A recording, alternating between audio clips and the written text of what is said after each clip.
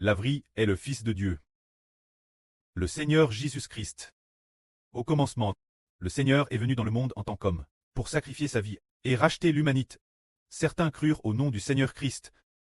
Ceux qui accueillirent le nom du Seigneur Jésus-Christ. Accueillir la vraie, c'est vivre dans la lumière, car le Seigneur Christ, le précleste et l'Esprit du Seigneur, les aplaquent dans le Seigneur, l'Esprit de Jéhovah u précleste, et plat dans le Seigneur. Accueillir le Seigneur Jésus, revient, accueillir l'Esprit de Dieu et du Seigneur. Ainsi accueillir le nom du Seigneur Jésus-Christ permet d'obtenir l'Esprit de Dieu et du Seigneur. En soi, l'homme vit alors dans la lumière et ne continue plus vivre dans les ténèbres, mais vit plutôt dans la lumière de la vie. Plus tard, les apôtres du Seigneur ont comment prêcher la vraie. Quand le Seigneur Christ est ressuscité et monté au ciel, les apôtres, après avoir eu le Saint-Esprit, les apôtres ont continuellement prêché la vraie, pendant le nom du Seigneur Christ, dans toute la Jude et toute la Galilée. Alors parmi les Juifs de l'époque, une partie importante d'entre eux a cru au nom du Seigneur Jésus. Nous comprenons que Madame Sills était nombreux cette époque. Ceux qui croyaient le plus étaient les Juifs. Pourtant, au premier cycle de notre heureuse, le nombre total de Juifs, combien pouvait-il y en avoir? Le total des Juifs n'était peut-être que de quelques centaines de milliers. Parmi ces centaines de milliers, qu'il y en ait 10 ou 20 000. Environ 20 000 personnes qui croient en la vraie. Serait DJ une bonne chose, serait DJ TRS bien. Cette époque, l'apôtre Paul a prêché l'évangile aux nations païennes. Or, les païens ne connaissaient pas Dieu auparavant, et n'avaient pas non plus entendu parler de Jean le Baptiste, et de son histoire de baptême, ni entendu parler du fait que Dieu enverrait le Messie dans le monde. Par conséquent, bien qu'il y ait eu des païens croyants, bien qu'il y en ait eu, il n'est pas nombreux. Ainsi, au premier cycle, ceux qui ont accueilli la vraie n'étaient pas nombreux. C'est-à-dire que ceux qui ont accueilli Jésus-Christ n'étaient pas nombreux.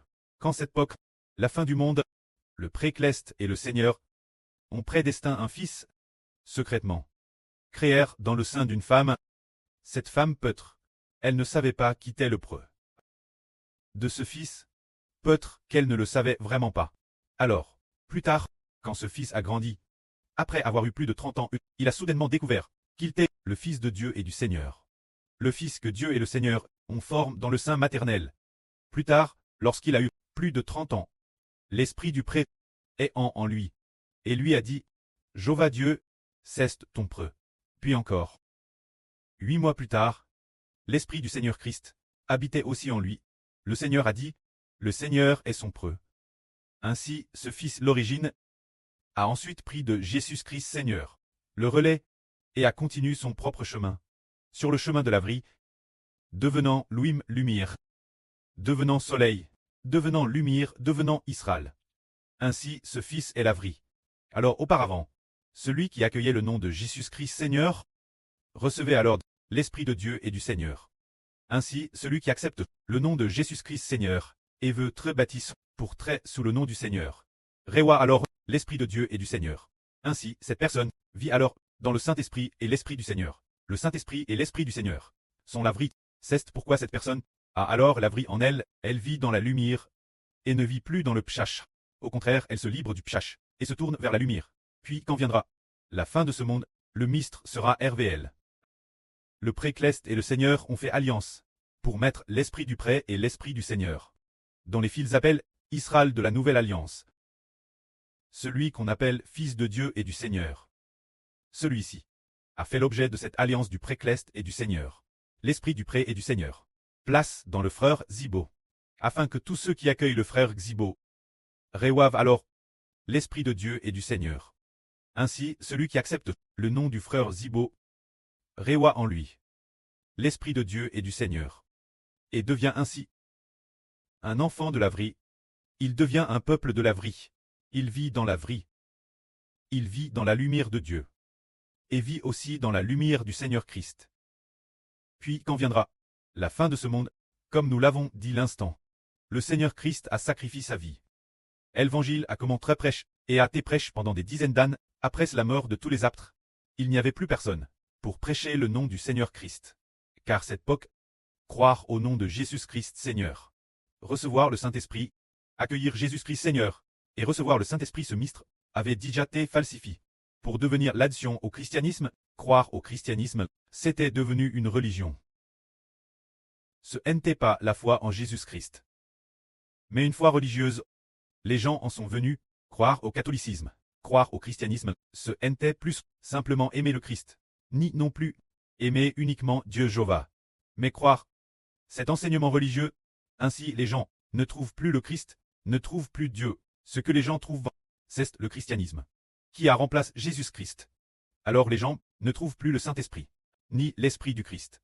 Ainsi les gens entrent dans les deux Zorozoro en de Ténèbres, se dire jusqu'au Fils du Seigneur, frère Héber, qui a commencé à révéler son identité, prêcher la vraie, afin que tous ceux qui veulent accueillir frère Héber reçoivent la vraie et vivent dans la lumière. C'est pourquoi une grande lumière brille. La fin de ce monde, l'évangile de frère Héber, commence à se propager, permettant ceux qui veulent l'accueillir d'avoir leur vie transforme. Alors disons-nous, la lumière et les ténèbres ne sont-elles pas ennemies l'une de l'autre, tout comme le Seigneur Christ est l'ennemi de Satan, et tout comme frère Héber est l'ennemi de Satan. La Bible prophétise que la descendance de la femme, frère Héber, crasera Satan. C'est dire que l'une est extrêmement, et la vraie. Ses jugements et ses combats se font selon la vraie, et l'autre est extrêmement maléfique. Le mal et la vraie sont ennemis. Ainsi tous ceux qui soutiennent la vraie marchent avec frère Héber sur le chemin de la vraie, et frère Héber devient le chef qui abat les ténèbres, qui abat le diable Satan, les anges Tchous, et le chef des forces des ténèbres. Et ce moment tel, nous découvrons que ceux qui aiment la vraie détestent les ténèbres. Ainsi tous ceux qui détestent les ténèbres ne doivent pas toucher aux ténèbres. Auparavant nous tions lui, ayant pitié des ténèbres, sans faire attention, nous tions sur le point d'être enveloppés par les ténèbres. C'est dire que, si quelqu'un n'appartient pas à la vraie, s'il appartient à Satan, nous ne pouvons pas avoir pitié, nous ne pouvons pas nous approcher d'eux, ni devenir leurs amis, de peur que nous n'envenimions les ténèbres. Sans faire attention, nous soyons enveloppés par les ténèbres, car si le précleste a décrété qu'il appartient aux ténèbres, qu'il appartient au diable, il ne peut pas être purifié. Il appartient au diable, il ne peut pas être purifié. Il sera dans les ténèbres éternelles. Ces ténèbres ne feront que s'agrandir. Alors la police cleste a DJ DCRT, DJ dans la volonté du précleste, de chasser les gens des ténèbres, de les expulser. Nous nous loignons donc des ténèbres, et suivons de PRS la lumière, vivant ainsi de plus en plus dans la lumière. Prenons un exemple. Si une personne appartient aux ténèbres, et qu'une autre appartient à la lumière, nous disons que le Seigneur Christ est lumière, que frère Héber est lumière.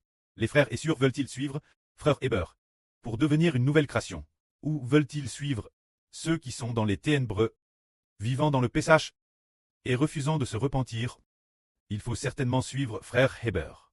Ceux qui suivent frère Héber ont la vie, mais ceux qui suivent ceux qui abandonnent Héber, ceux qui abandonnent le Seigneur, seront eux-mêmes enveloppés par les ténèbres. C'est ainsi que nous comprenons que si ceux qui partent sont DJ Destin, DJ par le précleste, DJ Destin, ne pas être sauve, nous devons nous en éloigner, ne pas avoir de pitié. Si nous avons pitié d'eux, par eux garde Dieu non seulement les détruira, mais détruira aussi ceux qui ont pitié des ténèbres. Cette parole n'est pas dite la LGR. Si les membres de notre famille sont dans les ténèbres, et s'il est DJ connu qu'ils vont certainement prier DJ Destin, ne nous appartenant pas. Alors nous devons vraiment nous couper d'eux, ne pas avoir de contact, pour éviter que Dieu non seulement ne les détruise, mais risque aussi de détruire. Parce que nous avons eu pitié d'eux, et que la fin nous soyons enveloppés par les ténèbres, ce qui nous détruira, alors nous ne recevrons plus la miséricorde de Dieu. Nous comprenons alors que ce qui appartient aux ténèbres, qui est intrinsèquement ténébraire, et la lumière sont ennemis l'une de l'autre, alors nous nous en éloignons, et puisque c'est le frère Ashber qui va frapper l'avenir, toutes les ténèbres, alors nous disons que tous ceux qui marchent ensemble dans la lumière doivent accumuler de la force, s'efforcer constamment de toute leur force, de s'approcher de Dieu et du Seigneur, et aussi de s'approcher du frère Ashber, afin de vivre dans la lumière. Cet après-midi, pendant la prière du frère Ashber, on a découvert que le frère Ashber s'approche constamment de Dieu, qui est la lumière, et brille continuellement sur les enfants du royaume. Car toute vie, la source de toutes les eaux de la vie, vient de Dieu et du Seigneur. Et Dieu et le Seigneur, le précleste et le Seigneur, ont fait alliance pour placer cette source de vie dans le frère Ashber. Tant que le frère Ashber reste fermement ancre dans l'amour du précleste et du Seigneur, alors les frères et sœurs peuvent, travers le frère Ashber, recevoir la vie éternelle. C'est dire. Par exemple, nous comprenons la source de l'eau de la vie. Il est dit dans l'Apocalypse que l'eau de la vie coule du traîne de Dieu et du traîne de l'agneau. Alors celui qui est plus proche de Dieu et de l'agneau, et celui qui s'est approche de la source de l'eau de la vie, qui s'est approche de la source de la lumière. Mais si quelqu'un est plus proche des ténèbres, alors il est enveloppé par les ténèbres, et il devient de plus en plus sombre. Mais si quelqu'un s'approche de la lumière, au plus PRS, il devient de plus en plus lumineux. Et Madame la lumière peintre en lui l'illumine, faisant en sorte que lui, il vive éternellement dans la lumière. Alors nous disons que dans ce monde, la vraie lumière a brillé. Se dire que la lumière du soleil commence à se lever pour clairer la terre. Ainsi nous suivons de Thérèse PRS, le frère Hbert, bâtir ensemble Israël. Venir ensemble pour obéir, venir ensemble pour servir Dieu et le Seigneur. Et venir ensemble aussi, bâtir Israël, sans s'en rendre compte. Non seulement on est sauve soi-même, mais on devient aussi ceux qui sauvent les gens ensemble. Devenir ensemble, des prêtres qui sauvent les gens, qui guident les gens vers Dieu. Des prêtres nobles et glorieux. Comme c'est tellement béni, alors nous, voyons ceux qui suivent de près le frère Hbert. Hbert dit que ces personnes sont établies nobles par Dieu, extrêmement glorieuses, extrêmement nobles, mais si l'une d'eux en scoute plus, on et va ensuite fréquenter ceux qui n'appartiennent pas à la lumière, ceux qui appartiennent aux ténèbres. Plus on les fréquente, sans s'en rendre compte, on est soi-même enveloppé par les ténèbres. Celui qui s'approche de la lumière, elle lui enveloppe de lumière. Par exemple, maintenant qu'il y a de la lumière qui brille, alors nous ici, sommes clairs par la lumière, et nous voyons la lumière, et voyons aussi la table devant nous. Tout cela se voit très clairement. Mais soudain, nous sommes en mans, dans une autre grotte, et dans cette grotte, il n'y a aucune lumière, alors nous plus rien. Ne pouvons voir, c'est le Madame Principe pour nous. La lumière, c'est le Seigneur Jésus. C'est le précleste Jova, et c'est aussi le frère Hbert. Ceux qui collaborent étroitement ensemble, vivent dans la lumière. Mais si l'on ne veut pas ensemble marcher sur le chemin de la lumière, on risque de vivre par mégarde. Dans les ténèbres, c'est la leçon que nous en tirons. Si ceux qui n'appartiennent pas à Dieu, il ne faut absolument pas les fréquenter. Les anciens Israélites, c'est justement parce qu'ils n'ont pas voulu chasser les idolâtres des ténèbres, n'ont pas voulu chasser les habitants de Canaan. Alors le pays de Canaan et cette obscurie de l'idolâtrie sont entrés au milieu d'Israël, faisant de l'ancien Israël une nation d'idolâtres. Et Dieu a aboli l'alliance conclue avec Israël. Mais maintenant pour nous, tous les idolâtres, tout ce qui appartient aux ténèbres, nous ne l'acceptons pas. Seulement accepter pleinement ceux qui veulent accepter le nom du Seigneur Jésus-Christ, ceux qui veulent accepter le frère Hbert. Ce n'est qu'alors que nous les acceptons, car ceux qui acceptent le Seigneur et le frère Hbert vivent dans la lumière. S'il ne veut pas l'accepter, et que nous nous approchons de lui, par mégarde, nous serons tous dans les ténèbres, que nous tous, qui faisons le Saint Ministre. Le Saint-Esprit dit ainsi. Vous qui portez les ustensiles de Jéhovah, sortez du milieu de la grande Babylone. C'est-à-dire porter ceux qui portent les ustensiles de Jéhovah, ceux de l'Ancien Testament. Les ustensiles de Jéhovah, qui sont l'arche, l'autel d'or. Ce sont tous des ustensiles précieux. Le chandelier d'or, etc. sont les porteurs d'ustensiles.